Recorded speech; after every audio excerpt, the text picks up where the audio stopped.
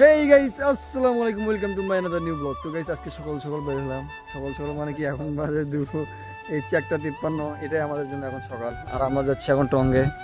আর guys, আজকের যে weather, একদম মারাত্মক ওয়েদার। আর সবাই ওই জায়গায় টঙ্গে বসে আছে আমাদের আড্ডার জায়গাটায়। আর ওই জায়গায় যেহেতু অনেকদিন ধরে আমাদের বসা পড়ে না, তো আজকে আমরা অনেকদিন পরে যাচ্ছি টঙ্গে। আর যে পরিমাণ রোদ উঠছে চতুর্দিকে, একদম অনেক রোদ। তো এই রোদের ভিতরেই আমরা যাচ্ছি আমাদের টঙ্গে। আর গাইস, মনে করেন যে সকালবেলা আমি ঘুম থেকে উঠে বগুড়ায় গেছিলাম, আমার একটা কাজ ছিল। তো কাজটা শেষ দিয়ে এসে এখন আমি টঙ্গে আসলাম। আর লিডার আমাকে গোবিন্দগঞ্জ থেকে জানিয়ে আসলো, আমাদের কিছু শহর থেকে। তো এই জায়গায় নাকি টঙ্গে সবাই বসে আছে, ওই যে দেখেন সবাই আড্ডা দিচ্ছে ওই জায়গায়।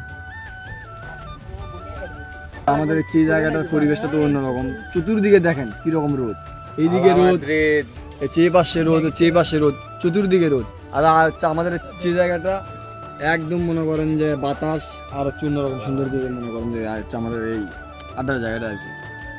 তো গাইস, মনে করেন যে আমরা পেছনে, আমি আর আকাশ গিয়েছিলাম ফটোগ্রাফি করার জন্য। এই যে আকাশ ফটোগ্রাফি করলো, আর ওই পাশে আরগুলো বসে আছে ওই জায়গায়। তোরা খালি ডাকতেছে আমাদের। গাইস, চলে আসলাম এখানে, সবাই আছে এই জায়গায়।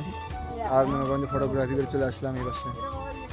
সেই পাশে যে মাঠের জানি কি জানি সমস্যা আছে, ওরা সবগুলো হচ্ছে মাঠে কাজ করতেছে, আমাদের হচ্ছে দেখতেছে ওই জায়গাটায় এখন যাবো।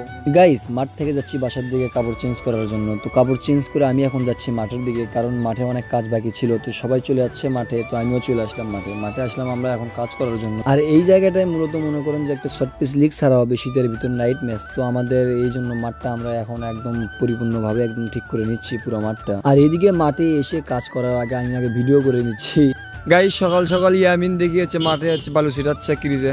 তো এই জায়গা হচ্ছে বালু দিয়ে কি হবি নাকি মনে কর যে বালু দিচ্ছি, পিসা তাড়াতাড়ি শুয়ে থাকি, পানি আছে হালকা হালকা। বালু দিলে শুয়ে যাবি না? এই জায়গায় পিচ্ছি পোলাও ছোট ভাইয়ের নিয়ে কাজ করতেছে মাঠে।